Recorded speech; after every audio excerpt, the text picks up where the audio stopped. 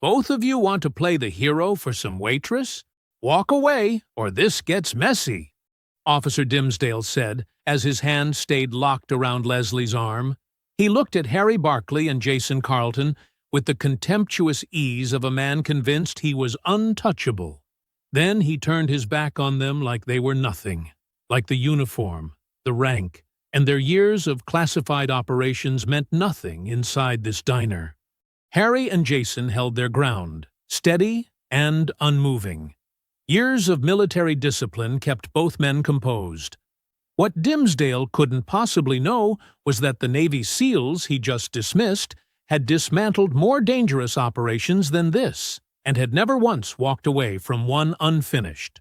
Before continuing, comment where in the world you are watching from, and make sure to subscribe because tomorrow's story is one you can't miss. The sign was hand-painted. Crooked letters on a piece of plywood nailed to a fence post at the edge of the highway ramp. Millie's Diner. Best biscuits in 3 counties. Harry Barkley drove past it without slowing down. "No," he said. "You didn't even look at it." "I looked." Jason Carlton twisted in the passenger seat and watched the sign disappear behind them. He pressed a hand to his chest, like a man who'd been wounded. 3 counties, Harry. It says 3 counties. It says somebody painted a sign. A man with conviction painted that sign.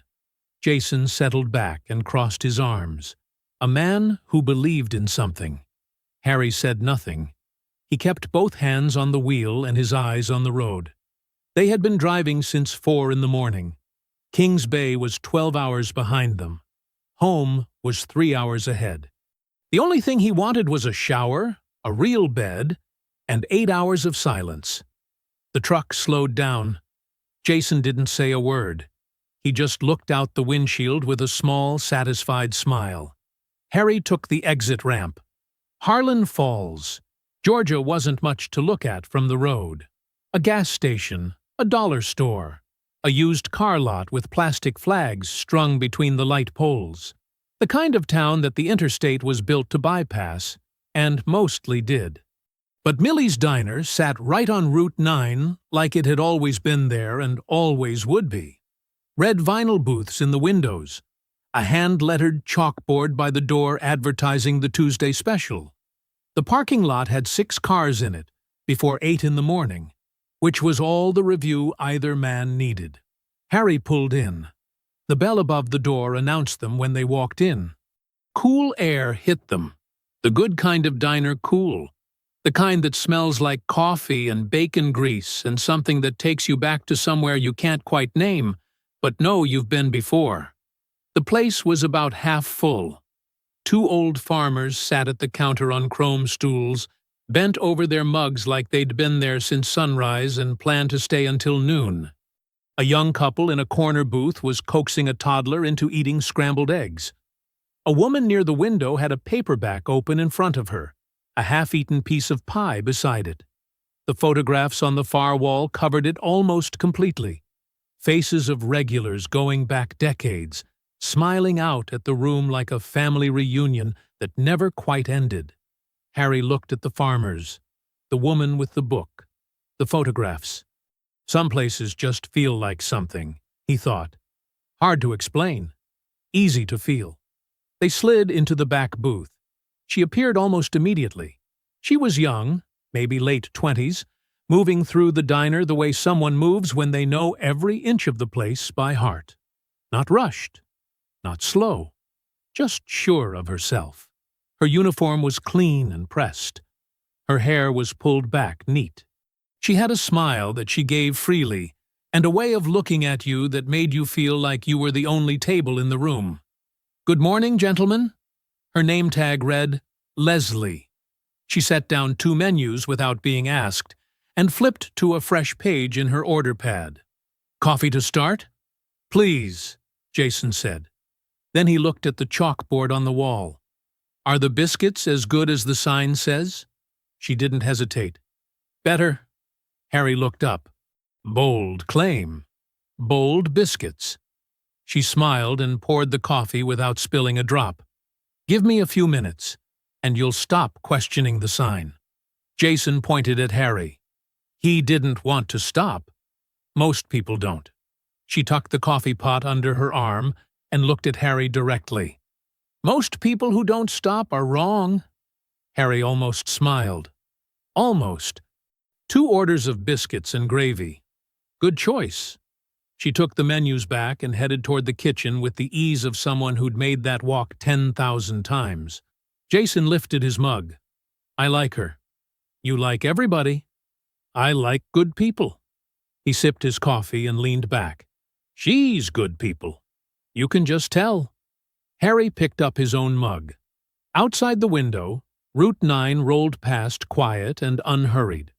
A town going about its Tuesday morning like nothing in the world was wrong. He let himself relax, just a little. They were just passing through. That was all this was. The biscuits were everything the sign promised. Harry was halfway through his second one when the bell above the door rang again. He didn't look up right away. He was reaching for his coffee. Jason was saying something about the gravy. It was a good morning. A quiet one. Then he felt it. He couldn't explain it exactly. It wasn't a sound. It wasn't anything he could point to. It was more like a change in pressure, the way the air in a room shifts when something bad walks into it. His body recognized it before his brain did.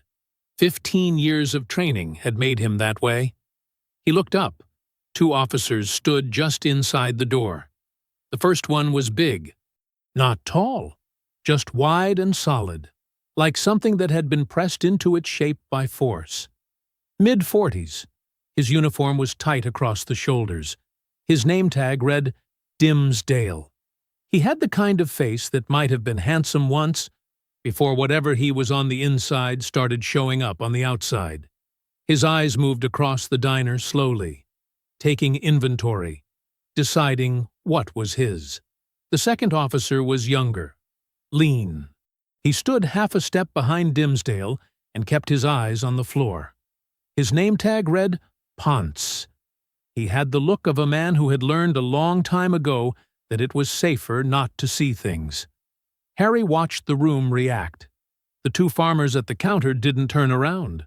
They just got very still and very interested in the bottoms of their mugs. The young couple in the corner pulled their toddler a little closer without thinking about it, the way you pull something precious toward you when you sense danger nearby. The woman with the paperback stopped reading, but she didn't look up either. Nobody looked up. That told Harry everything. Dimsdale didn't sit down. He didn't pick up a menu. He walked straight to the counter with the slow, deliberate stride of a man who had never once in his life walked into a room he didn't own. He stopped and looked down the counter until he found what he was looking for. Then he pulled out a stool, sat down, and drummed his knuckles on the counter 3 times. Loud, sharp, like he was knocking on a door he already owned. "Hey!" He didn't say please. He didn't say, "Excuse me." He just said it at the kitchen, at nobody in particular, like the word itself was a command. "Hey, somebody want to get out here?" Leslie came out of the kitchen with a coffee pot in her hand. She saw him. The smile she'd been wearing since Harry and Jason walked in didn't disappear exactly. It just went somewhere far away, behind her eyes, where it couldn't be touched. "Officer Dimsdale." Her voice was steady. "What can I do for you?" Dimsdale leaned back on his stool and looked her up and down slowly. Not fast, not subtle. The kind of look designed to make a person feel small. He let the silence stretch out longer than it needed to, just because he could. "Got a complaint filed against you," he said finally. "Register came up $40 short last Saturday night. Customer says they watched you pocket it right off the counter." The diner went quiet. Not the good kind of quiet. The held breath kind. Leslie blinked. "That's not true." Customer filed a report. "What customer?" Her brow came together, genuinely confused. Not defensive. Confused. I worked that whole shift. Nobody said a word to me. Nobody complained about anything. Saturday was a normal night. Dimsdale shrugged, like that was beside the point. Well, somebody had something to say about it after the fact. Who? She asked. Who filed this report? He didn't answer that. He just smiled the same flat smile and kept going like she hadn't asked at all. Because here was the truth sitting right there in the open for anyone willing to see it. There was no customer. There was no complaint. There was no incident report with a name and a signature sitting in some filing cabinet down at the station. There was nothing. There had never been anything. Dimsdale had walked into this diner with a story he made up himself, and he was telling it with a straight face, because he had done it before, and nobody had ever made him stop. No? He smiled. It didn't reach his eyes. That's real interesting, Leslie, because you were the only one working the counter all night. So either the money walked out on its own, or— He let that hang there deliberately. Let the whole room hear what he wasn't saying. Manager Cordish appeared from the back office doorway right on cue, like a man who had heard his name called and wasn't sure whether to answer it. He stood there in his manager's apron and looked at the floor and said absolutely nothing. He could have said the register balanced that night. He could have said he pulled the receipts himself come Sunday morning, and every dollar was exactly where it was supposed to be. He knew that. Everyone in this building who worked Saturday night knew that. He said nothing. Not a word in her defense. Not a question. Not a single pushback.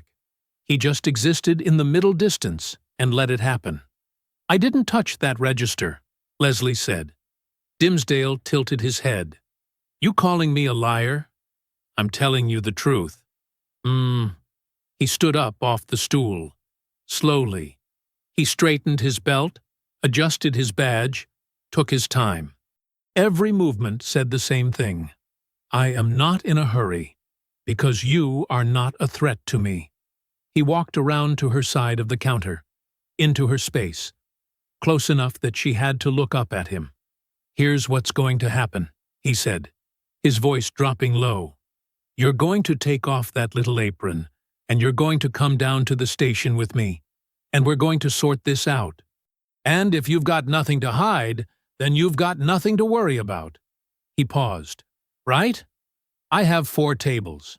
They'll survive. I'm in the middle of my shift. Take off the apron. Each word landed like something thrown. He shot a glance back at the room, at the farmers, at the couple, at every person in that diner who was currently staring hard at the table in front of them. His expression said, You see this? Nobody's stopping me. Nobody ever stops me. Then he turned back to Leslie and snatched her by the forearm. His fingers dug in hard, not a grip, a vice, yanking her forward so fast she stumbled into the counter's edge and knocked the coffee pot sideways. It hit the surface with a crack. Brown coffee splashed across the counter and dripped onto the floor. The whole diner flinched. Leslie sucked in a sharp breath through her teeth. She didn't scream. She didn't cry. But her free hand flew to the counter's edge to catch herself, and her eyes, those steady, warm, capable eyes, went wide for just a second, with something that looked a lot like pain. Harry set down his coffee cup. He set it down slowly and deliberately, the way a man sets something down when he has decided he is done sitting still. Jason already had his phone on the table, camera facing forward. His thumb hovered over the screen. Neither of them said a word. Not yet. Harry was already moving. He didn't rush. He didn't raise his voice. He pushed back from the booth with the kind of calm that isn't really calm at all. It's something colder, something controlled, the kind a man develops when he has spent years in places where panic gets people killed. Jason didn't follow him. He stayed right where he was, slid his phone to the edge of the table, and pointed the camera at the counter. His thumb hit record without a sound. Harry crossed the diner in 8 steps. He stopped 6 feet from Dimsdale, close enough to be heard, far enough to be seen by every single person in the room. "Officer." His voice was level, unhurried. It cut right through the silence like a blade through still water. "Take your hand off her arm." The whole diner held its breath. Dimsdale turned around slowly. His eyes traveled up Harry's frame. The uniform, the broad shoulders, the rank insignia, and something shifted behind his face. Not fear, not yet. Just the look of a man doing quick math and deciding he didn't like the numbers. "This is police business," Dimsdale said. "Walk away." "I'm not going to do that." Dimsdale let go of Leslie's arm. Not because he wanted to, because he needed both hands free and a new angle. He squared up to Harry and pulled himself to his full height, which still wasn't enough. "You got a problem, soldier." "Navy." Harry reached into his breast pocket and produced his military ID. He held it out flat so the entire room could read it. "Master Chief Petty Officer, United States Navy SEALs." "And yeah, I've got a problem." Dimsdale looked at the ID. Looked at Harry. Looked at the ID again. "I don't care if you're the president," he said. "You don't interfere with the law enforcement.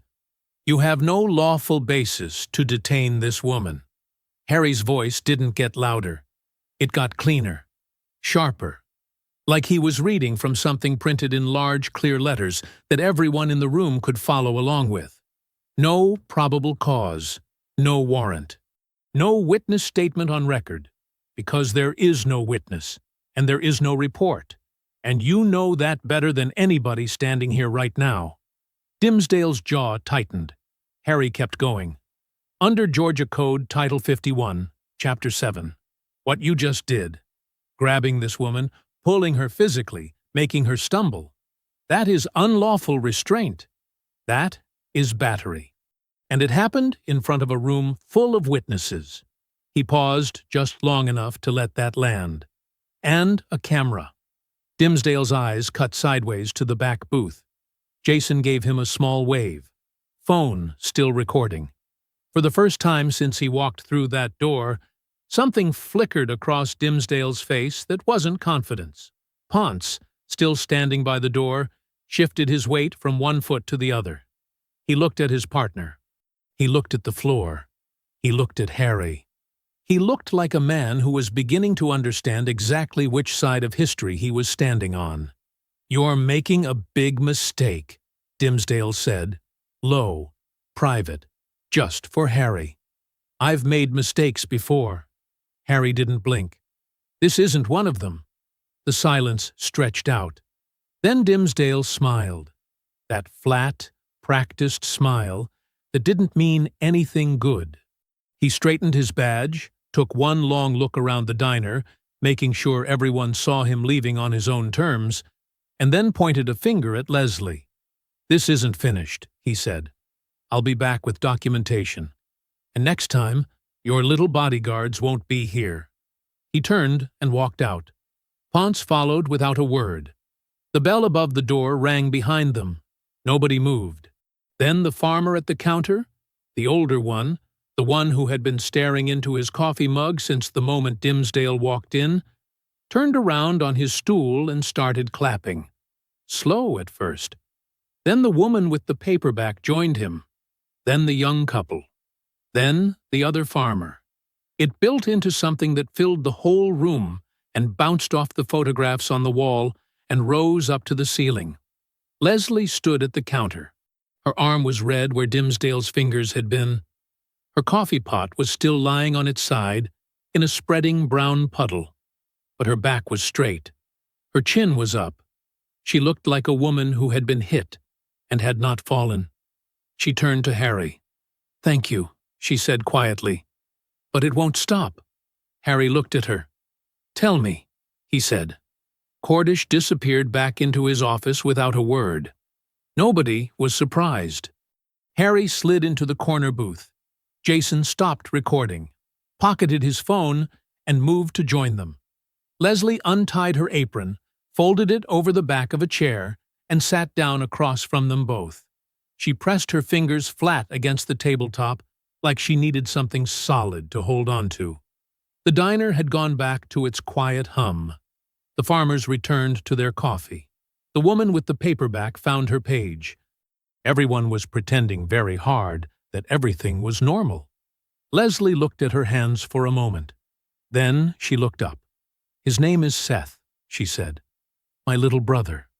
He's 24. She said it the way you say the name of someone you're scared for. Carefully. Like the name itself was something fragile. He does HVAC work, heating and cooling. Has his own clients, good reputation, never been in trouble a day in his life." She paused. 3 months ago, Dimsdale pulled him over on Route 9, right out front practically. No broken taillight, no expired tags, no reason at all. Jason leaned forward. "What happened?" "Dimsdale made him get out of the car, searched the whole vehicle, made Seth stand on the side of the road for 45 minutes while he ran his name over and over." Her jaw tightened at the memory. Seth said cars were slowing down to look. People he knew, driving past, watching him stand there on the shoulder like a criminal. She shook her head. Dimsdale found nothing, because there was nothing to find. Didn't write a ticket. Didn't give a reason. Just let him go like it was nothing. But Seth didn't let it go, Harry said. No. She almost smiled at that. He's not built that way. He filed a formal complaint with the sheriff's department, wrote it all out himself, submitted it the right way, through the right channels. Her almost smile faded. 2 weeks later, a woman named Mrs. Patton. She lives on Route 9. She saw the whole stop from her front porch. She got a visit from 2 officers, plain clothes. They sat outside her house for a while, then knocked and asked her some questions. Leslie's voice stayed even, but her fingers pressed harder into the table. Her statement was never recorded, never made it into the complaint file. The diner felt smaller than it had a minute ago. 3 days after Seth's complaint was officially logged, Leslie said, Dimsdale pulled him over again. She stopped, swallowed. This time, Dimsdale said he found drugs in Seth's trunk, said there was a bag of meth sitting right there in plain sight when he opened it. She looked at Harry directly. Seth has never touched drugs. Not once. Not ever. I would know. I am the only family he has got. And I would know. The words sat on the table between them like something heavy. He's been in county jail for 8 days, she said. His trial starts in 6 days. And yesterday, her voice caught for just a second. Just 1 second. She pulled it back.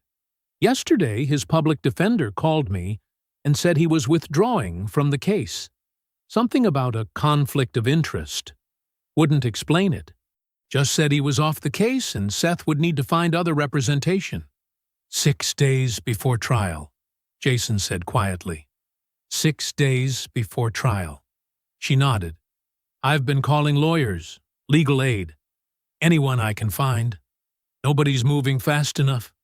Nobody's moving at all. She looked down at her folded apron. The charges carry a mandatory minimum of 8 years. 8 years! The number landed like a fist. Leslie was 28 years old. Her brother was 24. 8 years meant he would be 32 before he saw the outside of a cell. 8 years meant his whole life, his work, his clients, everything he had built would be gone before he got out. And Dimsdale knew that. That was the point. This morning, Leslie said, when Dimsdale walked in here and grabbed my arm in front of all these people, that wasn't about any register. She looked up. Her eyes were clear and steady and burning with something that had been burning for a long time. That was him reminding me that he can do whatever he wants. To me, to Seth, to anybody. And nobody's going to stop him. The table was quiet. Jason looked at Harry. Harry looked at Leslie. Then Jason said, simply, and without any drama at all, "We're not leaving." Harry nodded once, slow and certain. "Tell me everything about Seth's case," he said. From the beginning. Harry stood up from the booth and walked outside. He needed air. He needed quiet. And he needed to make phone calls that Leslie Welcher did not need to hear him make. Not because they would frighten her, but because some of the favors he was about to call in existed in the space between official and unofficial. And that space was not somewhere civilians needed to visit. The morning sun hit him full in the face when he pushed through the door. Route 9 rolled past slow and easy. A pickup truck, a school bus, a woman walking a dog on the far shoulder. A perfectly ordinary Tuesday in a town that had been hiding something ugly for a very long time. He made 3 calls. The first was to a JAG officer named Billy, who owed him a favor going back 4 years. Harry gave him 2 names, Fabio Dimsdale and the Harlan County Sheriff's Department, and asked him to run everything he could find. Publicly available. Complaint history. Disciplinary records. Civil suits. Anything. The second call was to Agent Reller. He got voicemail. He left a message that was short and specific and said everything it needed to say without saying anything it shouldn't. The third call was to Atlanta. The phone rang twice. "Valerie Richards." "It's Harry Barkley." A pause. Then, "Harry." Her voice shifted, not softer, just more focused. Valerie Richards had 2 speeds, working and sleeping, and she slept very little. "How bad?" 24-year-old man. Fabricated drug charges. Trial in 6 days. Public defender just withdrew. The officer who made the arrest has a history, and the DA's office is involved. He paused. "I need you down here." Another pause. Shorter this time. "Where's here?" "Harlan Falls, Georgia. Route 9. "I know where that is." He heard movement on her end. A drawer opening. Keys. "I'm getting my bag." That was Valerie. No negotiation. No list of reasons why it was complicated. Just her bag off the hook and her feet moving toward the door because that was who she was and had always been. "I'll text you the address," Harry said. "Don't bother. I'll find the diner." She paused. "There's always a diner." He hung up and stood in the parking lot for a moment longer. Then he went back inside. Jason had not been idle. He had his phone flat on the table and both thumbs moving, pulling up every public record he could find. Court filings, news archives, county commission minutes, the kind of documents that lived in plain sight on government websites that nobody ever thought to look at. He looked at them. Harry slid back into the booth. "Valerie's coming." Leslie looked up. "Who's Valerie?" "The best civil rights attorney in Atlanta." Harry looked at Jason. "What do you have?" Jason turned his phone around and set it on the table between them. "The DA prosecuting Seth's case," he said. "His name is Von Hudson." Harry read the screen. Then he went very still. "Billy called me back while you were outside," Jason said. "Ran the names like you asked." He tapped the phone. "Von Hudson and Fabio Dimsdale are brothers-in-law. Hudson married Dimsdale's sister 23 years ago. They are family." The word landed in the booth like a stone dropped into still water. Leslie stared at the phone. "They're... what?" "Family," Jason said. "And it goes further than that." He scrolled down. "In the last 4 years, 3 people filed formal complaints against Dimsdale. 3 separate incidents. 3 separate people who decided to do the right thing and go through the proper channels." He looked at Leslie. "Sound familiar?" She said nothing.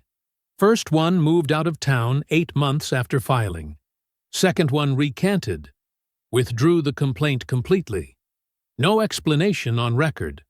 Jason paused. "Third one is currently sitting in the state penitentiary on a conviction prosecuted personally by Von Hudson." The booth was absolutely silent. Harry looked at the table. He was putting it together the way he put everything together, methodically, completely, without room for the comfortable lie that this was coincidence. This was not one bad cop having a bad day. This was a system, built carefully, maintained quietly, designed to make sure that anyone who challenged Fabio Dimsdale ended up worse off than before they tried. Leslie had understood this in her bones for months, but hearing it, laid out in plain language, piece by piece, was something different. Something that made her press her hand flat over her mouth for just a moment. Harry turned to her. "Your brother didn't lose this fight," he said. His voice was quiet, but it did not waver. "They just made sure he was fighting it alone." He looked at her steadily. "He's not alone anymore." Valerie Richards arrived at 7:14 in the evening. She drove a dark blue sedan that was dusty from 4 hours on the highway and pulled into the motel parking lot like she owned it. She was 51 years old, sharp-featured, and dressed in a charcoal blazer over a white blouse that somehow still looked pressed after a 4-hour drive. She had a leather briefcase in one hand and a rolling carry-on in the other, and she moved like a woman who had learned long ago that time spent slowly was time wasted. Harry met her in the parking lot. She looked him up and down once. "You look tired. You look like you drove 4 hours." "I did." She handed him the carry-on without breaking stride. "Which room?" By 8 o'clock, the 2 motel rooms had become one war room. The connecting door was propped open. Jason had his laptop open on one bed and 3 legal pads spread across the other.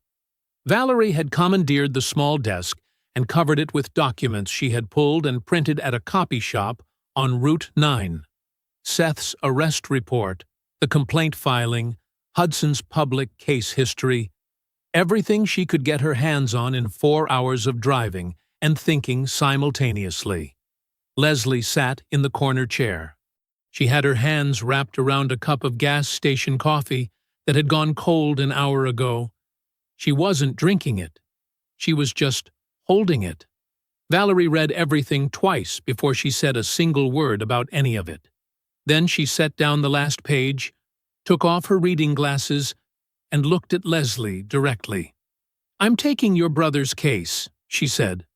"I'm filing an emergency motion tonight to assume his defense. By morning, I will be his attorney of record." She paused. "I need you to tell me everything you know, not what you think matters. Everything," Leslie told her. Valerie wrote without looking up. Her handwriting was small and fast, and covered the legal pad in straight, dense lines.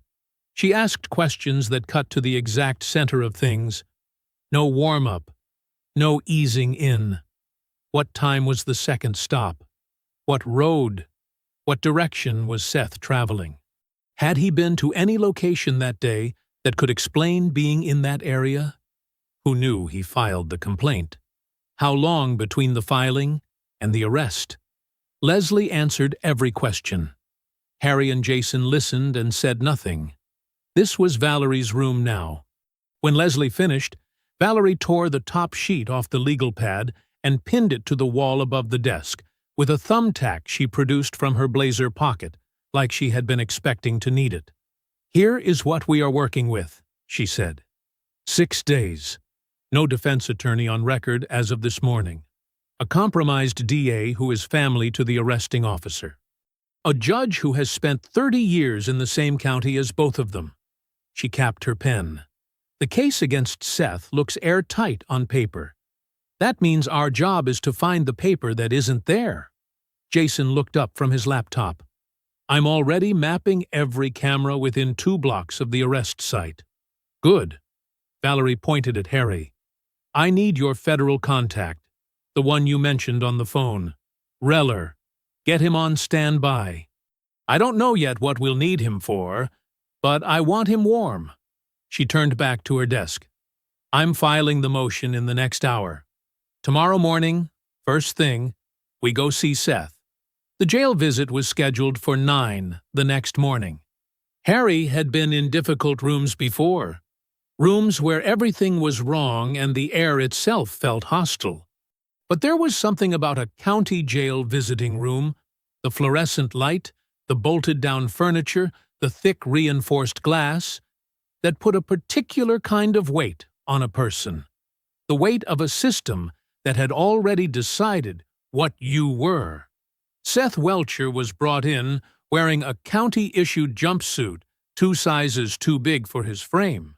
He was 24 years old, and he had been inside for 8 days, and it showed. Not in weakness. He walked straight, kept his chin up, but around his eyes there was something that hadn't been there before. Something dim. The look of a man who has started to believe that hoping costs more than it's worth. He sat down across the glass from Harry and Jason. He looked at them both for a long moment. 2 big men in civilian clothes who were strangers to him in every sense. "Why are you doing this?" he asked. Harry leaned forward. "Because your sister asked us to," he said. "And because it's right." Seth looked down at his hands. They were folded on the table in front of him. The hands of a man who fixed things for a living, who had built something honest from nothing, who had filed a legitimate complaint through legitimate channels and been destroyed for it. Then he looked back up, and he told them everything. Seth's account was precise. That was the first thing Harry noticed. The kid didn't ramble, didn't exaggerate. He told it the same way a good witness tells it, start to finish, in order, exactly what he saw and heard and felt, without decoration. The second stop, the headlights in his mirror, Dimsdale's voice, Ponce standing back by the cruiser. The exact moment Dimsdale walked to the rear of Seth's car. "He walked around to my trunk," Seth said. "I heard a door open, but it wasn't my trunk." He looked at Harry steadily. "I never opened my trunk. I never touched it. He opened something on his own car first. Then he came back to mine." Jason wrote it down, word for word. They had 2 names from Seth before the visit ended. A retired schoolteacher named Eunice Patton, who lived on Route 9 and had watched the second stop from her front porch, and a young man named Troy Hayes, who had been parked at the Route 9 Gas and Go across the road, waiting for a friend. 2 witnesses.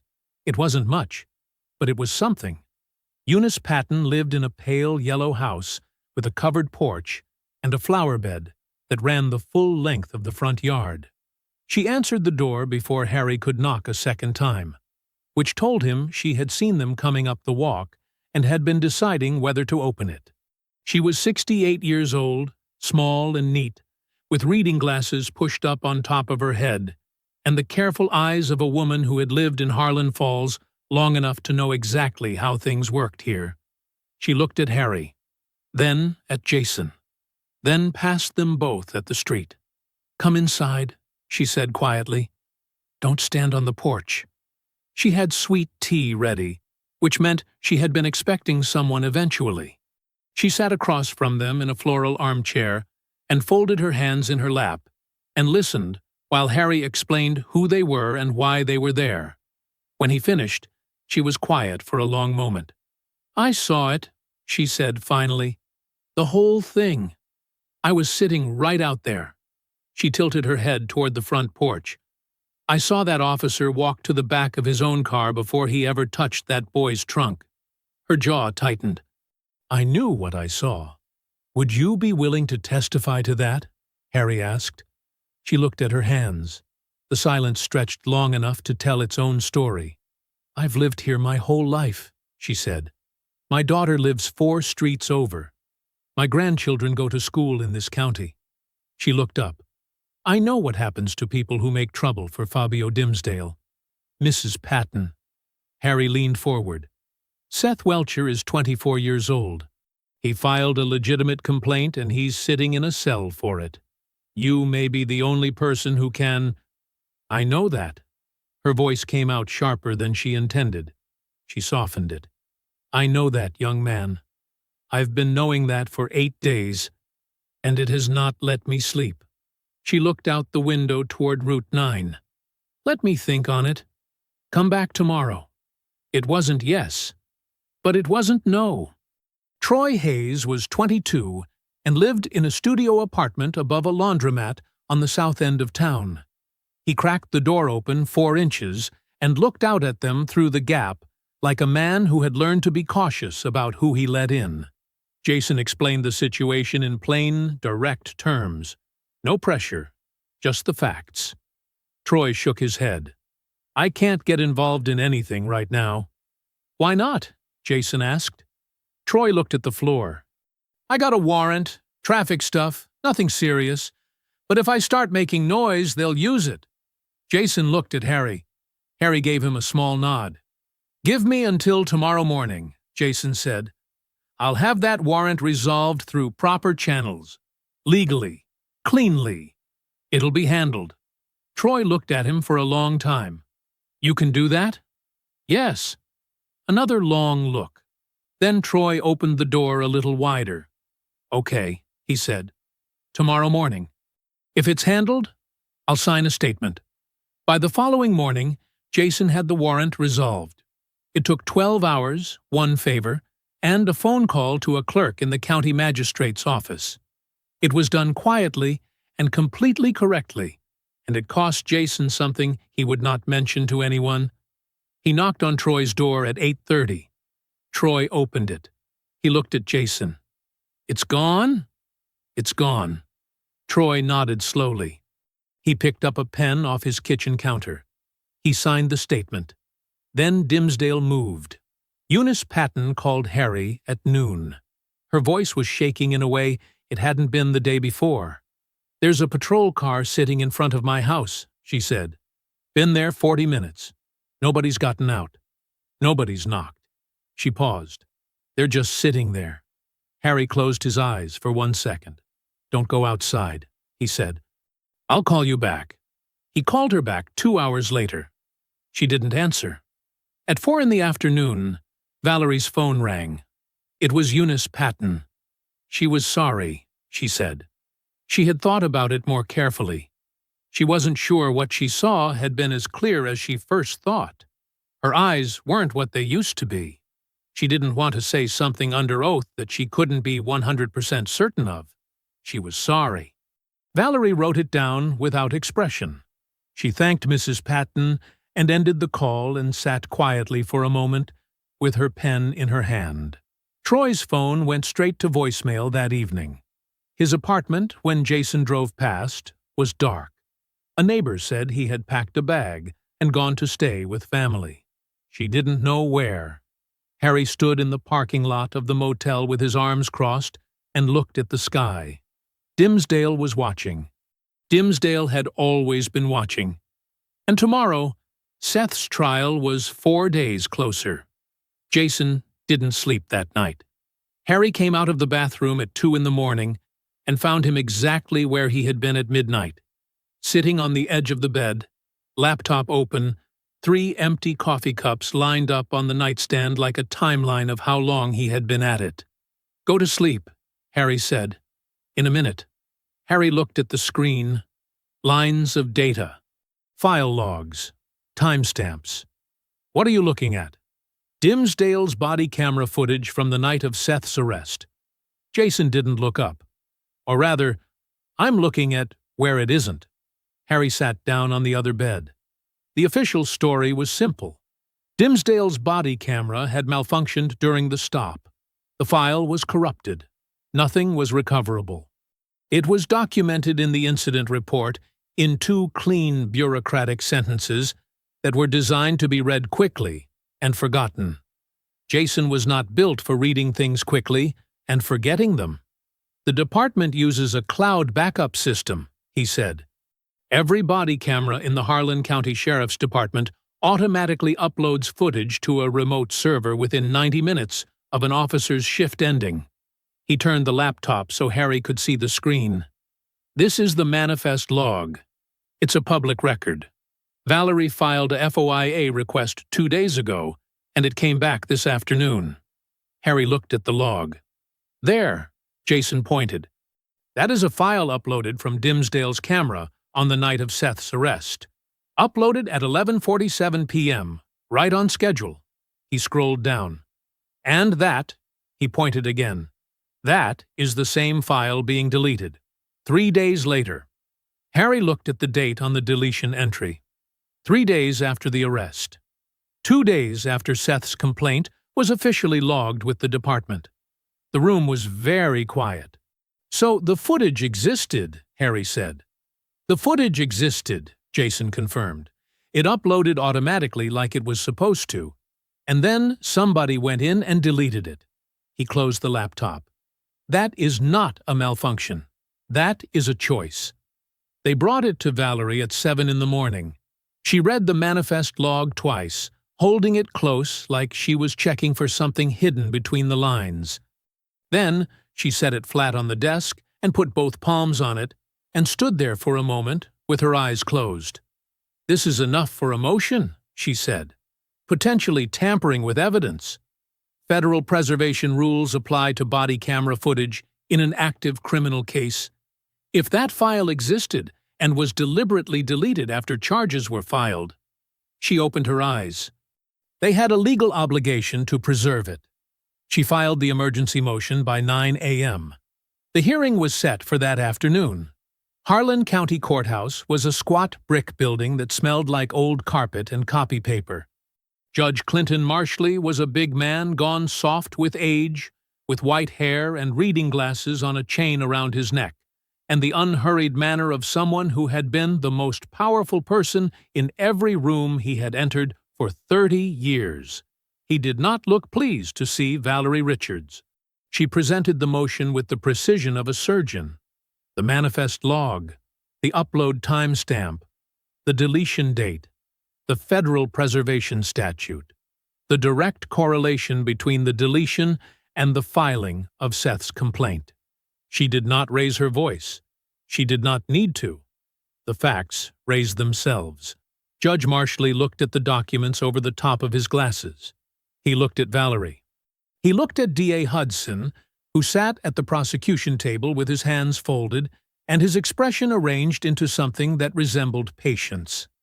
"Your Honor," Valerie said, "we are requesting immediate production of the original server backup and a preservation order on all remaining data." Judge Marshley was quiet for a long moment. Then he granted the motion. Barely. With the speed of a man doing something he had been told he had no legal choice but to do. From the gallery, Harry watched Hudson's face as the judge ruled. Hudson didn't flinch. He didn't tighten his jaw or shift in his seat. He just nodded slightly, like a man who had already anticipated this move and had already prepared the next one. That bothered Harry more than anger would have. Anger meant you were surprised. Hudson wasn't surprised. Hudson was ready. Walking out of the courthouse, Jason fell into step beside Harry and said quietly, "We cracked it open." Harry looked straight ahead. "Maybe," he said. He kept walking. The USB drive arrived the following morning. A sheriff's deputy dropped it off at the courthouse clerk's office at 9:45 a.m. in a standard evidence envelope with a chain of custody form attached. Valerie signed for it personally. She held it in her palm for a moment. A small plastic rectangle that was supposed to contain the truth about what happened on Route 9 the night Seth Welcher's life got taken apart. And then she put it in her briefcase and walked to the motel without saying a word. Her tech consultant was already waiting. His name was Philip.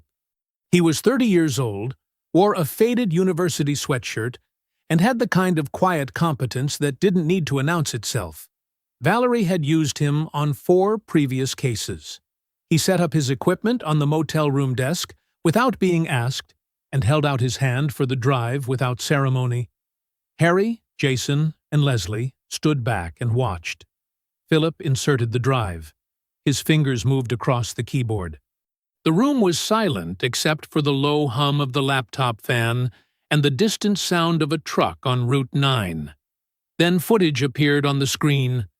A dashboard view. Night. The familiar stretch of Route 9 caught in the white beam of patrol car headlights. The timestamp in the corner read the date of Seth's arrest. The audio was clear. Road noise, the crackle of a police radio, Dimsdale's breathing. Seth's car came into frame, pulled over. Hazard lights blinking orange in the dark. They watched Seth get out of the car, watched him put his hands up without being asked. The practiced, instinctive movement of a young black man who had been taught from childhood exactly how to survive a traffic stop. Watched him comply with every instruction. Step back. Turn around. Hands behind his head. He did everything right. Every single thing. Leslie made a small sound beside Harry. Not quite a word. He didn't look at her, but he moved half a step closer. And then the footage stopped. Not gradually. Not with static or distortion. Just stopped. A clean cut, like a page torn from a book. One frame Dimsdale was walking toward the rear of Seth's vehicle, and the next frame he was back at the driver's window, and the timestamp had jumped forward by exactly 4 minutes and 11 seconds. 4 minutes and 11 seconds. Gone.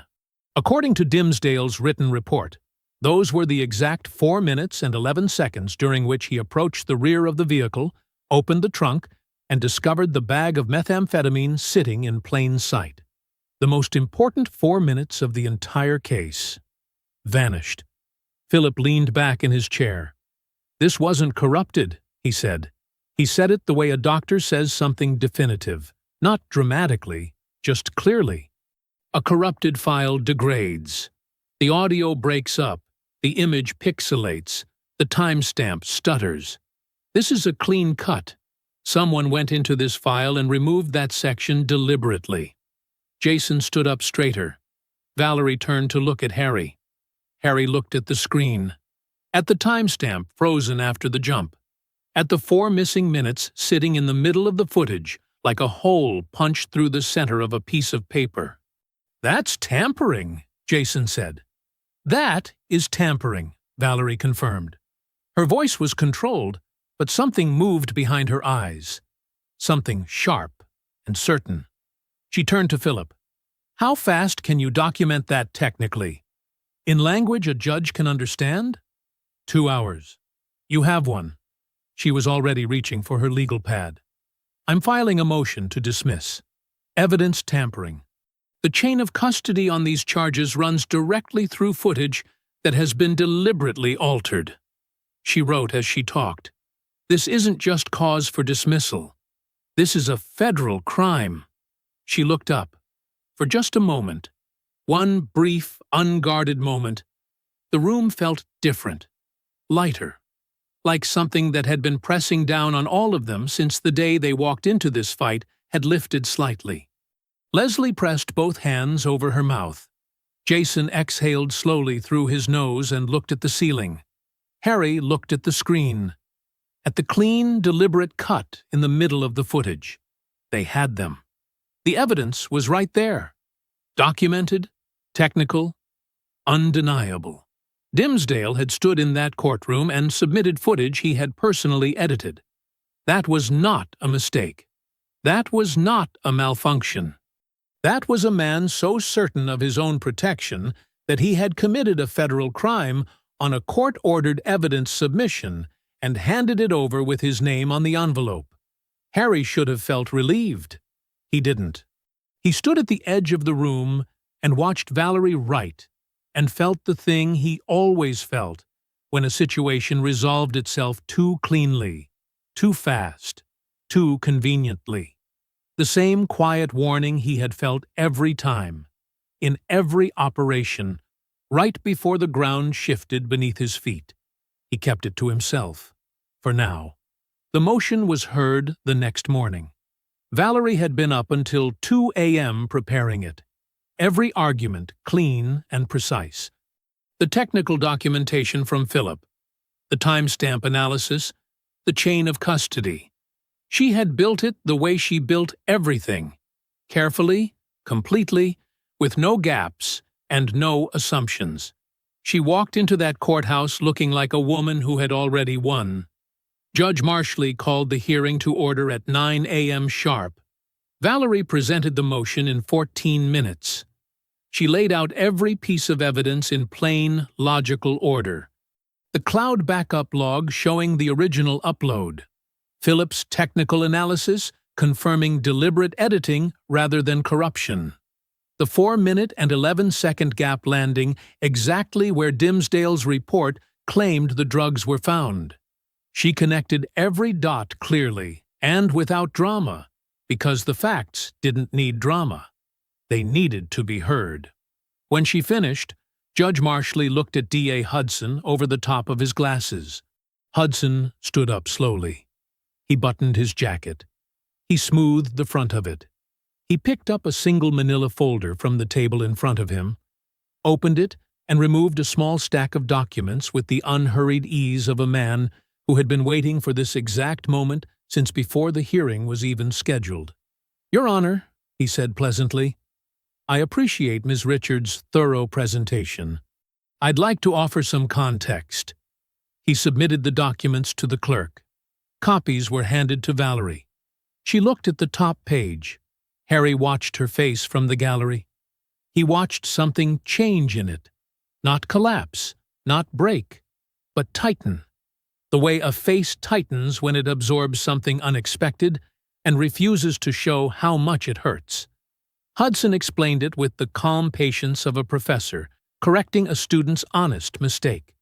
The 4-minute gap in Dimsdale's body camera footage, he said, was entirely consistent with a documented firmware malfunction affecting that specific model of department-issue body camera.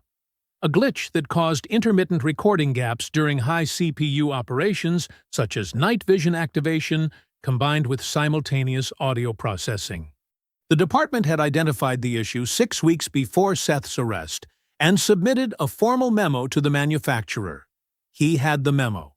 He had the manufacturer's acknowledgement letter.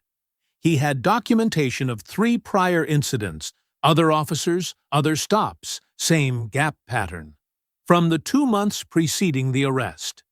He submitted all of it, every piece of it real, every piece of it official, every piece of it prepared and waiting like a trap that had been set before anyone even knew they were walking into the woods. Valerie objected, twice, precisely. She argued that documented prior glitches did not explain metadata inconsistencies in the specific file submitted. She argued that the deletion from the cloud backup remained unaddressed. She argued that the correlation between the deletion date and the complaint filing date was not coincidental. Judge Marshley listened to all of it. Then he ruled. The gap was consistent with a documented technical fault. There was insufficient evidence that the submitted file had been manually altered. The production order had been satisfied. The motion to dismiss was denied. Seth's trial would begin as scheduled, tomorrow morning, 9 a.m. The courthouse hallway was empty when they walked out. Valerie stopped walking about 20 feet from the exit doors. She turned toward the wall. She put the fingertips of one hand flat against the paint and stood there with her head slightly bowed and breathed. In, out, in. Harry and Jason stood back and gave her that. After a moment, she straightened, turned around, and put her reading glasses back in her pocket. Her face was composed. Her voice was steady. "He had it ready," she said. "That memo, those prior incidents. He had all of it prepared before we ever filed." She looked at Harry. "They knew we would find the gap. They built the explanation before we built the argument." Nobody said anything. Then Valerie's phone buzzed. She looked at it. Something crossed her face. "Seth was in an altercation in the jail last night," she said quietly. "His case manager just sent word. Says it was minor. Says he's fine." She paused. "He is not fine." Dimsdale's reach went inside the walls, too. Harry looked at Jason. Jason looked at the floor. Leslie had been standing 2 steps behind them the whole time. She was 28 years old, and she had not eaten since yesterday morning, and she had just watched the best attorney she had ever seen get the floor pulled out from under her in open court. She looked at the exit doors. Then she looked at Harry. "They're going to take him from me," she said. Quiet. Not a question. Just a woman standing at the edge of something terrible, looking down. Harry looked at her. Then at Jason. Jason shook his head slowly. "No, they're not." Harry took out his phone. He walked to the far end of the hallway. He found the number he had not used in 3 years. A number he had kept for a moment exactly like this one, hoping he would never need it. He pressed call. "Reller," he said, "I need you to look at a metadata file. Tonight." Nobody slept. Valerie sat at the desk with her reading glasses on and worked through every document in the case file for the 5th time, looking for anything she might have missed. Leslie sat in the corner chair with her knees pulled up and her phone in her hand, checking it every few minutes like Seth might somehow call from inside a county jail at midnight. Jason had his laptop open and his headphones around his neck and was doing what he did best, pulling footage, cross-referencing timestamps, following threads that most people wouldn't have thought to pull. Harry sat on the edge of the bed and waited. He was good at waiting. It was one of the things the Navy had built into him so deep it had become part of his structure. You did your preparation, you put your people in position, and then you waited with your whole body alert and your face completely still until the moment came. The moment always came. His phone rang at 2:14 a.m. He was outside in the parking lot before the second ring finished. Reller. Yeah. Agent Reller had a voice like gravel on a tin roof, low, flat, carrying no more weight than it needed to. "I looked at your file." "And?" A pause. Not hesitation. The pause of a man choosing his words with the precision of someone who understood that words, once spoken, became part of the record. The file submitted to the court and the file that was originally uploaded to that cloud server are not the same file, Reller said. The backup log contains a cryptographic hash, basically a digital fingerprint, of every file at the moment it's uploaded. That hash is permanent. It doesn't change. Another pause. The hash of the original upload does not match the hash of the file on that USB drive. Harry stood very still in the dark parking lot. They are not the same file, Reller repeated. Somebody took the original, edited it, and submitted the edited version to the court. The original fingerprint proves it. Can you document that? Already did. I'm sending it now. Harry heard keys clicking. But that's not all. Harry waited. The metadata embedded in the submitted file, the edited one, contains a device identifier. Every time a file is opened and saved on a computer, that machine leaves a fingerprint in the metadata, an ID number registered to the specific device. Reller paused. I ran that ID against the Harlan County Sheriff's Department Equipment Registry. The parking lot was completely silent. Not even wind. It's registered to a department-issued laptop, Reller said, assigned to Officer Fabio Dimsdale. He let that sit for exactly 1 second. The edit was made 3 days after the arrest. 2 days after the formal complaint was logged. Harry closed his eyes. Not from relief, from the particular feeling of a weapon clicking into place. The cold, precise satisfaction of a thing that cannot be argued with, cannot be explained away, cannot be buried under a firmware memo prepared in advance by a careful and corrupt DA. This is federal, Harry said. Evidence tampering submitted to a court of law, Reller said, on his own machine, with his own credentials. Yeah, this is federal. Another pause. I also want you to know that I did this by the book, Harry. Every step, this holds. I know it does. Harry looked at the motel room window. The light was still on. Send everything to this number. He went back inside. Valerie read Reller's analysis standing up. She didn't sit down. She held the printed pages Harry had run to the 24-hour copy shop on Route 9 to produce, and she read them once completely, and then went back to the beginning and read them again. Then she set the pages on the desk and put both palms flat on top of them. "The hash mismatch proves the file was altered," she said. "The device ID proves who altered it. The timestamp proves when." She looked up. Hudson's firmware memo explains a gap in footage. It does not explain why the file submitted to this court has a different cryptographic fingerprint than the file originally uploaded to the department's own server. She picked up her pen. No firmware glitch changes a hash. No firmware glitch leaves a device ID in the metadata. No firmware glitch edits 4 minutes out of a file on a specific officer's personal laptop 2 days after a complaint is filed. Leslie was standing in the doorway between the two rooms. She had heard all of it. "So it's real," she said. "It's actually real." "It's real," Valerie said. "And it's federal." She was already writing. "We're not going back to Judge Marshley." She looked at the clock on the wall. 2:41 a.m. "I need one more thing," she said. She looked at Jason. "Tell me what you found on that real estate camera." Jason turned his laptop around. "Been sitting on this for 6 hours," he said. "Wanted to make sure before I said anything." The screen showed a paused video feed. Grainy. Night shot. The image had the washed-out, slightly smeared quality of cheap security footage pushed past what it was built to capture. At the top right corner of the frame was the logo of Harlan County Realty.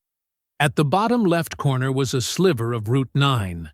Just the edge, just enough, like the road had leaned into the shot without meaning to. "The camera is mounted on the eave of the real estate office," Jason said. "Faces the parking lot, but the angle clips Route 9 about 180 feet down the road." He tapped the bottom left corner of the screen. "Right there. That strip of road. That's where Seth was pulled over." Valerie leaned in close. "I spent 6 hours on this footage," Jason continued, "enhancing it, stabilizing it, matching the timestamps against Dimsdale's official incident report." He looked at Harry. "And I found something." He hit play. The footage was dark and difficult. The real estate parking lot sat empty and still in the foreground, lit by a single overhead lamp. Route 9 in the bottom corner was barely visible, a thin strip of pale road surface caught between the camera's edge and the darkness beyond it. Then a vehicle pulled into frame on Route 9. A patrol car. It moved slowly and pulled to the shoulder and stopped. Its lights stayed on. Jason paused the footage, pointed to the timestamp. "This is 11 minutes before Seth's car appears in the frame," he said. 11 minutes before the stop officially began. He hit play again. A figure got out of the driver's side of the patrol car.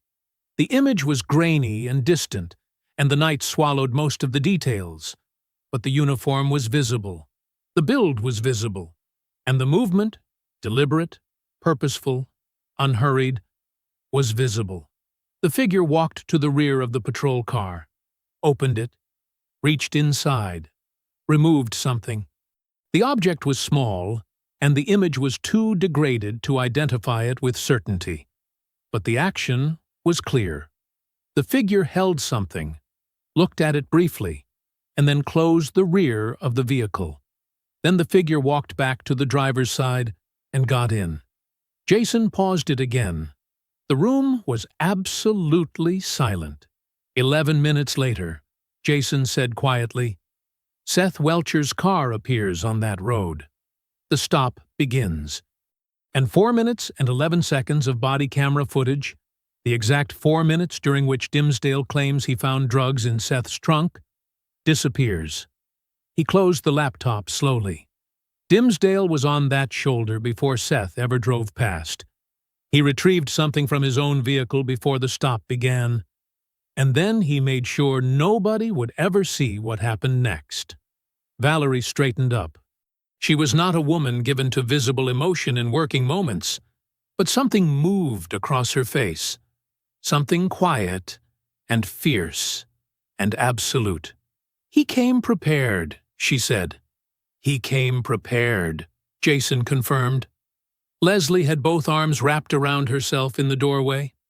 She was looking at the closed laptop like it contained something she had always known was true, but had never been able to prove. Like the ground under 6 months of fear and exhaustion had finally revealed what it was made of.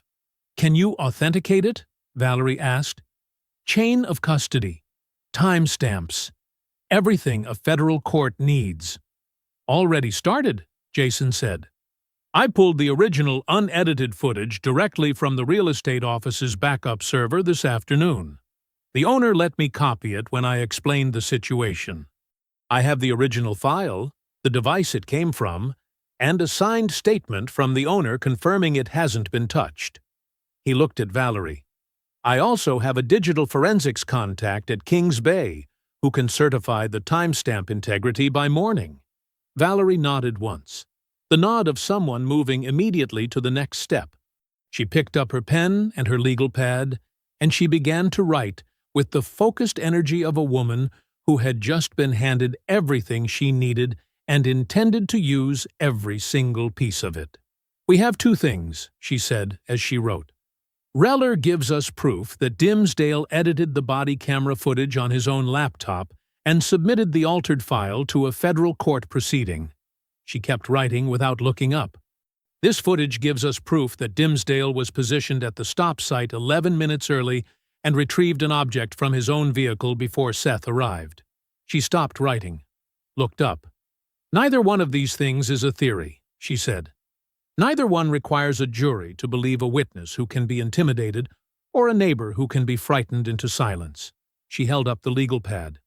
"This is metadata. This is timestamps. This is digital evidence that does not get scared, does not move away, and does not change its story at midnight because a patrol car sat outside its house for 45 minutes. She stood up from the desk. "We're bypassing Marshley entirely," she said. "This goes to federal court. Tonight." She looked at the clock. 3:17 a.m. "I need coffee, a lot of it. And I need everyone in this room to stay awake for the next 6 hours." Jason was already reaching for his phone. Harry looked at Leslie. She had uncrossed her arms. She was standing straighter than she had stood in days. Her chin was up, and her eyes were clear, and she looked like a woman who had just felt the tide turn beneath her feet and recognized it for exactly what it was. 6 hours until Seth's trial was supposed to begin. They got to work. Valerie filed the federal motion at 3:52 a.m. She sent it to the Northern District of Georgia with a cover letter that was 3 pages long and read like a controlled detonation. Measured, precise, and impossible to ignore. It contained Reller's metadata analysis, the cryptographic hash comparison, the device ID registered to Dimsdale's department laptop, the timestamp of the edit, and Jason's authenticated footage from the real estate camera with the forensic certification attached. She cited 4 federal statutes and 1 Supreme Court precedent. Then she sat back in her chair, took off her reading glasses, and drank the last of her cold coffee. "Now we wait," she said. Nobody slept. They just waited in their own ways. Jason organized files. Leslie sat by the window and watched Route 9 go gray and then pink as the sun came up behind the tree line.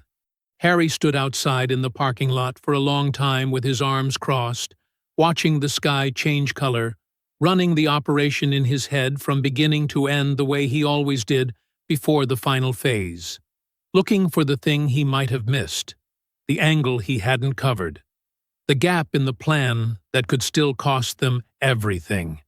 He didn't find one. He went back inside. At 8:47 a.m., a sheriff's transport van pulled out of the Harlan County Detention Center on Mill Road and turned south toward the courthouse. Seth Welcher was in the back of it.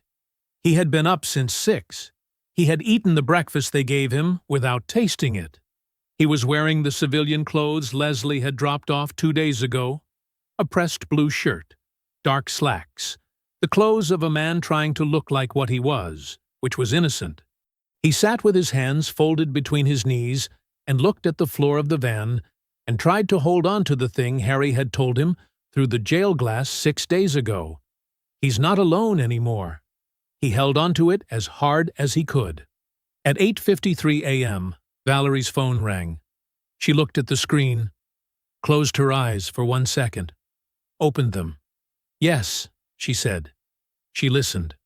Her face gave nothing away. "Yes. Understood.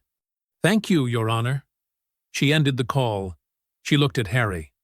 "A federal judge in Atlanta just issued an emergency stay of trial," she said. "Effective immediately. Seth's case is frozen pending a federal review of the evidence tampering allegations." She paused. "The stay order is being transmitted to the Harlan County Courthouse Clerk's office right now." Leslie made a sound that was not quite a word. Harry nodded once, slowly. "Let's go," he said. The courthouse parking lot was quiet when they arrived at 8:58 a.m. A few cars, a news van from a Savannah TV station that had picked up the federal filing from the court's public docket overnight. Someone at the station had been paying attention. 2 court clerks smoking by the side entrance. An ordinary Tuesday morning in Harlan Falls, Georgia. Except that standing beside his patrol car near the far end of the lot, watching the transport van pull in, was Officer Fabio Dimsdale. He was in full uniform, badge polished, arms crossed. He had the look of a man attending a ceremony he had organized himself, comfortable, certain, completely in control of how this morning was going to go. He watched the transport van park. He watched the side door open. He didn't notice the 2 men in dark suits walking across the parking lot toward him until they were 15 feet away. They had their credentials out before he could speak. Harry watched it happen from 30 yards away. He watched Dimsdale look at the badges, watched him read them, watched something move across his face that Harry had never seen there before in all the days since this began. Something that started at the eyes and traveled down and changed the whole shape of the man's expression from the inside out. He knew. He knew before they said a word. The senior agent spoke. His voice didn't carry across the parking lot, but his posture said everything. Dimsdale's chin dropped slightly. His arms came uncrossed. His hands moved to his sides. Then the agent produced a document and Dimsdale looked at it, and whatever was left of his certainty left his body all at once, visibly, like air going out of something. He was placed under arrest at 9:04 a.m.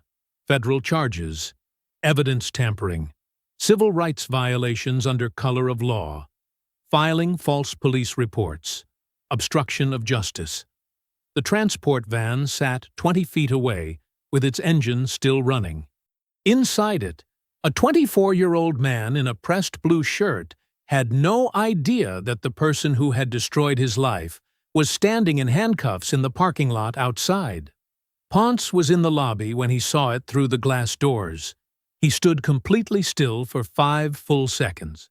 Then he walked to the nearest bench and sat down heavily and put his head in both hands. A courthouse security guard looked at him.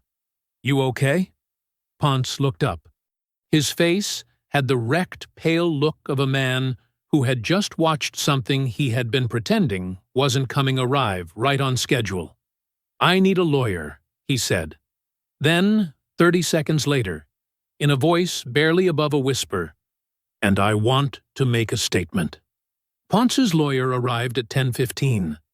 She was a public defender named Castillo, young, fast, clearly competent, and she spent 40 minutes in a private room with Ponce before she came out and told the federal agents that her client was prepared to cooperate fully in exchange for consideration on the lesser charges.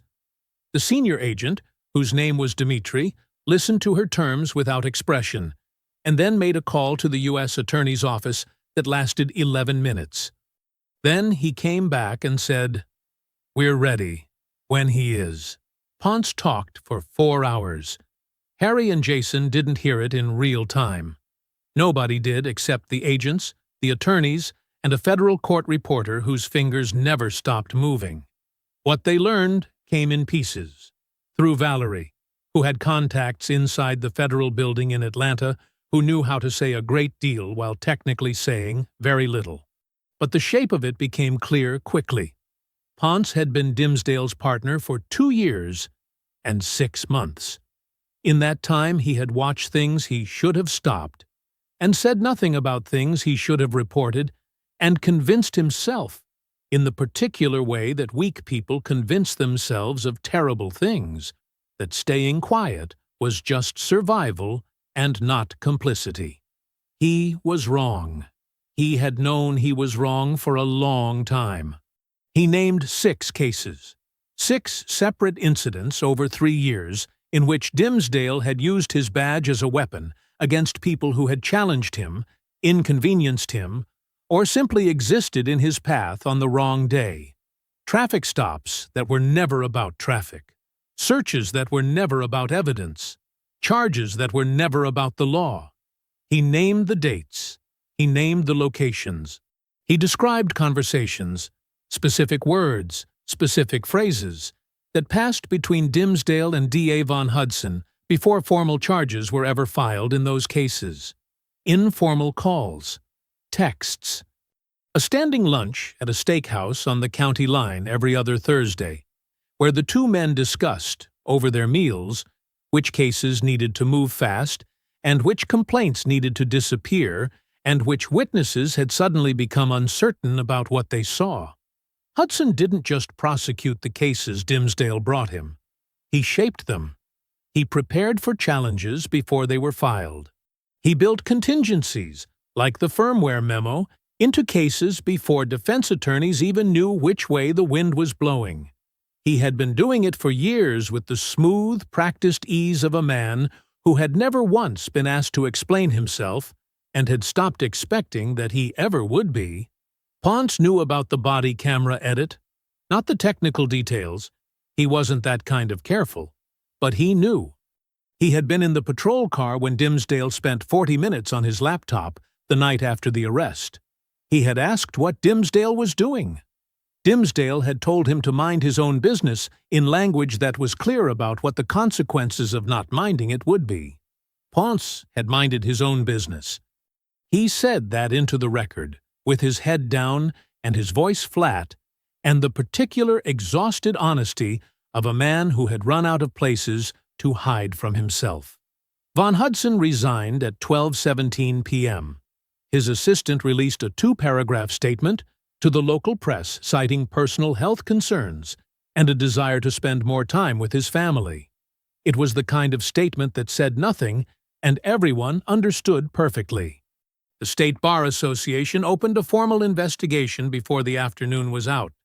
3 of Hudson's past convictions, cases where Dimsdale had been the arresting officer, were immediately flagged for review by the State Attorney General's office.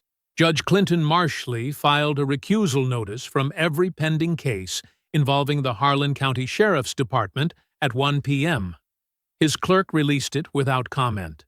The Georgia Bureau of Investigation arrived in Harlan Falls at 2 o'clock. 2 unmarked vehicles, 4 agents. They went directly to the Sheriff's Department and asked for the records room. By 3 p.m., the Department of Justice had opened a preliminary inquiry into the Harlan County Sheriff's Department for pattern and practice civil rights violations. The inquiry had been triggered by Valerie's federal filing, which had not limited itself to Seth's case alone. It had named all 3 prior complainants, all 3 outcomes, and drawn a clear, documented line between every single one of them and the man who was currently sitting in federal custody with his badge in an evidence bag. Harry stood outside the courthouse and watched the GBI vehicles in the parking lot. Jason stood beside him. 3 years, Jason said quietly. He did this for 3 years. Longer, Harry said. We only found 3 years. The afternoon sun was warm on the courthouse steps. Route 9 ran past steady and unhurried, The same road it had always been, carrying the same ordinary traffic it always carried. Except that today, for the first time in a very long time, something in this town had shifted. Something that didn't shift back. The dismissal order came at 2:31 p.m. A federal public affairs officer read it aloud in the courthouse hallway. A narrow corridor with fluorescent lights and scuffed linoleum floors that had seen a lot of things go wrong over the years and had never once cared. He read it in a flat, official voice that gave no particular weight to any individual word, because official voices never do. But every word landed anyway. Charges dismissed with prejudice. With prejudice. That meant permanent. That meant final. That meant Fabio Dimsdale could rot in federal custody for the rest of his natural life, and nobody, not another DA, not another judge, not another corrupt machine in another county, could ever pick these charges back up and use them against Seth Welcher again. Done. Finished. Gone. The public affairs officer folded the order, tucked it under his arm, and walked back down the hallway the way he had come. His shoes squeaked on the linoleum. Nobody moved for a moment. Then Valerie Richards exhaled, long and slow and complete, and pressed 2 fingers to the bridge of her nose and stood very still with her eyes closed. It lasted 3 seconds. That was all she gave herself. Then she opened her eyes, straightened her blazer, and turned to face the room. Harry was looking at the door at the end of the hallway, the one that led to the side entrance, the one they said Seth would come through. It took 11 minutes. 11 minutes of the 4 of them standing in that hallway, Harry, Jason, Valerie, and Leslie, not talking much, not needing to. Jason checked his phone. Valerie reviewed something in her briefcase. Harry stood with his arms at his sides and watched the door. Leslie watched the door too. She had her hands clasped in front of her and her back straight and her chin level. She was 28 years old, and she had worked double shifts and eaten vending machine dinners and made phone calls that rang out to voicemail and stood in her own workplace while a man grabbed her arm and a room full of people looked at the floor. She had sat in courtrooms and motel rooms and a county jail visiting room. She had not broken. Not once. Not even close. The door opened. A corrections officer came through first. Then Seth. He was still in his civilian clothes. The pressed blue shirt, the dark slacks, the clothes of an innocent man who had spent 9 days being treated like he was something else. He came through the door blinking slightly, the way people blink when they step from one kind of air into another. He looked at the hallway, at the fluorescent lights, at Valerie, at Jason. Then he found his sister. Leslie didn't run. She walked, steady and purposeful, the way she did everything, the way she carried plates and refilled coffee and stood her ground in a diner and refused to be made small. She crossed the hallway in 8 steps, and when she reached him, she put both hands on either side of his face and held it. She looked at him for a long moment. His face, his eyes, the bruise along his jaw that was yellowing now at the edges. All of him. Seth's chin trembled once. He pressed his lips together hard and held it. The hallway was quiet.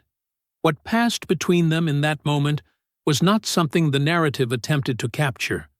Some things belong only to the people inside them. 9 days. A fabricated charge. 8 years hanging over a 24-year-old man's head like a blade on a string. The particular terror of a system turning against you, and the particular relief of discovering it could still be stopped. That lived between Leslie and Seth and nowhere else. After a moment, she pulled him close, and he dropped his head and let her hold him the way younger siblings let older ones hold them when there is nobody watching and the pretending is finally over. Harry turned away, gave them that. Jason looked at the ceiling for a moment with his jaw set and his eyes bright and his expression arranged into something that was not going to be called what it was. Valerie closed her briefcase with a soft click. After a moment, Jason said quietly, "Not to anyone in particular, just to the air. You know, I really just wanted the biscuits." Harry stood with his back to the room and his arms crossed. Something happened at the corners of his mouth. Not a smile, exactly. Something better. If you enjoyed the story, leave a like to support my channel, and subscribe so that you do not miss out on the next one. On the screen, I have picked 2 special stories just for you. Have a wonderful day.